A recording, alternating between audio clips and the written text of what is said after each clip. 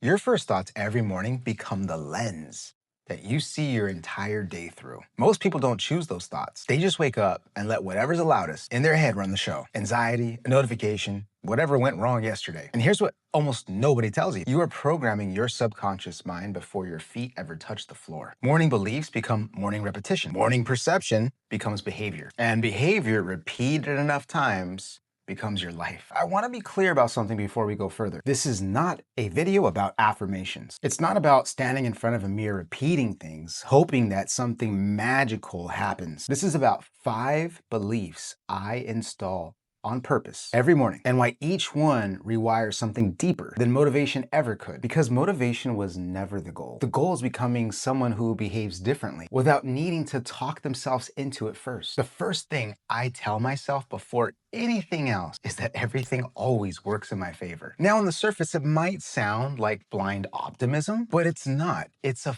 filter. And here's why this filter matters more than facts. Your brain cannot possibly process everything that's happening around you. That's physically impossible. So it deletes, it distorts, and generalizes information constantly. And what determines what gets through is what you're primed to look for. This is called your reticular activating system. And it's the same mechanism that lets you hear your name across the room or suddenly notice a car everywhere once you've decided to buy one. If I wake up believing the world is against me, my brain will go find that all day long. Every delay, every rejection, every inconvenience gets filed as proof. See, I told you. Or this is exactly why I don't do that. Or this always happens to me. But if I wake up believing everything works in my favor, even the same exact events get filed differently. The delay becomes protection from something I couldn't even see. The rejection becomes redirection. I generally believe the desires that were placed inside of me, they weren't random. Whatever it is that you want, not what you think you want, it's what quietly pulls you forward. I don't think that shows up either in you by accident. I truly believe what you want, it wants you back too. Now, this belief doesn't remove hard things from your life. What it does do is change what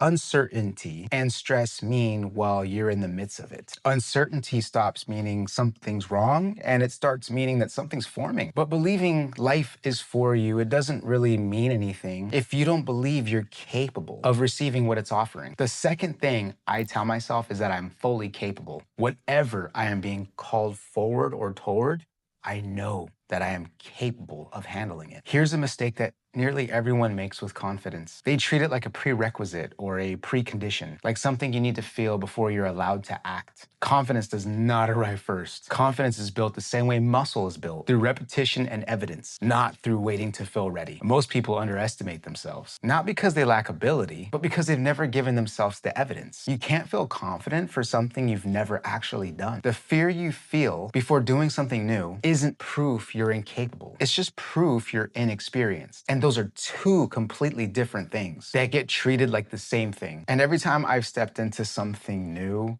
like putting out content, having difficult conversations that I used to avoid, coaching new clients, public speaking, the fear showed up first every single time. Capability was never the missing piece. Willingness to act in the face of fear, that's the key. So when I say I'm fully capable in the morning, I'm not hyping myself up. I'm reminding myself that no matter what happens today, I don't need to feel ready to handle it. I just need to start and the rest will work in my favor just like it always does. Believing you're capable matters. But there's something that determines whether you use that capability before you even leave your bed. The third belief happens before I ever touch my phone. I visualize my day and I rehearse the version of me that I'm becoming. I mentally experience my future before I ever live it physically. This is not spiritual woo-woo. There's real neuroscience behind why this works. Your brain doesn't fully distinguish between a vividly imagined experience and a real one, especially at the level of neural firing. Athletes have used this for decades. Mentally rehearsing a routine activates many of the same motor pathways as physically performing it. Your nervous system responds to imagined events with real physiological signals. So when you mentally rehearse who you're becoming before your day starts, you're not just daydreaming. You're preloading a pattern that your subconscious is going to absorb and bring into fruition without you having to consciously think about it all day long. Here's what most people do instead. Before their feet hit the floor, they grab their phone. And in doing that, they hand the very first moments of their imagination over to someone else's updates, everyone else's opinions, and everyone else's highlight reel. You're letting someone else write the first page of your day before you've written out a single word of your own. I protect that window now. Before the phone, before the noise, I spend about 10 minutes imagining the version of myself that I'm becoming. But even a strong morning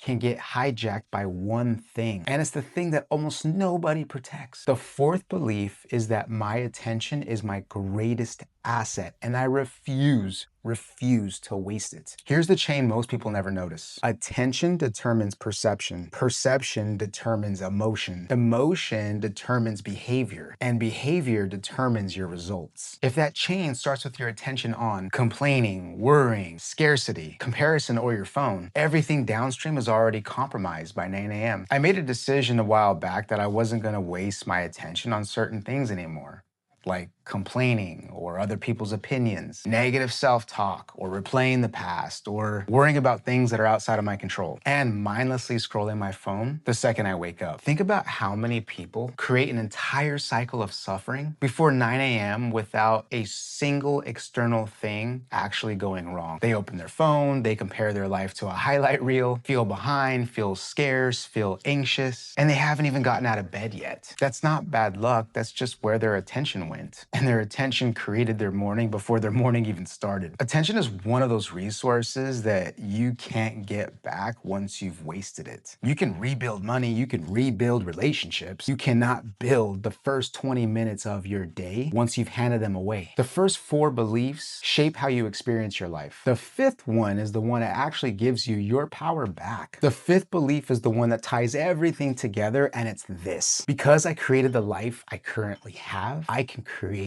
the life I actually want. I want to be careful with this one because when you hear this, it's actually easy to blame, and that's not what this is about. This isn't about guilt for where you are. It's about ownership, and those are two completely different things. Guilt says you've done something wrong. Ownership says you have way more power than what you've been using. If I unknowingly create chaos, I can intentionally create peace. If I unknowingly create fear, I can intentionally create confidence. If I unknowingly create limitation, I can intentionally create expansion. The mechanism didn't change, only the attention behind it did. Most people spend years trying to escape a life that they created by accident, without realizing the same tool they use to build their life unconsciously is available to them consciously. You don't need a new set of tools. You needed to notice that you were holding them in your hand this entire time. So here's what I actually want you to walk away with today. The same power that created the life you're trying to escape is the same exact power that will create the life you're dreaming about. Not a new power, not something you have to find somewhere outside of you. The same power you've been using this entire time without you even realizing you've had the power. The only shift is doing it on purpose, consciously instead of unconsciously, or by accident. That's what these 5 beliefs are actually about. Utilizing your God-given power to consciously create your life by conscious design. So it's not about affirmations, and it's definitely not about hype. 5 deliberate decisions about where your attention, your imagination, and your identity goes before the rest of the world gets a say in it. If this gave you language for something you felt but never said out loud, that's exactly what this channel is for. I'll keep breaking down how identity,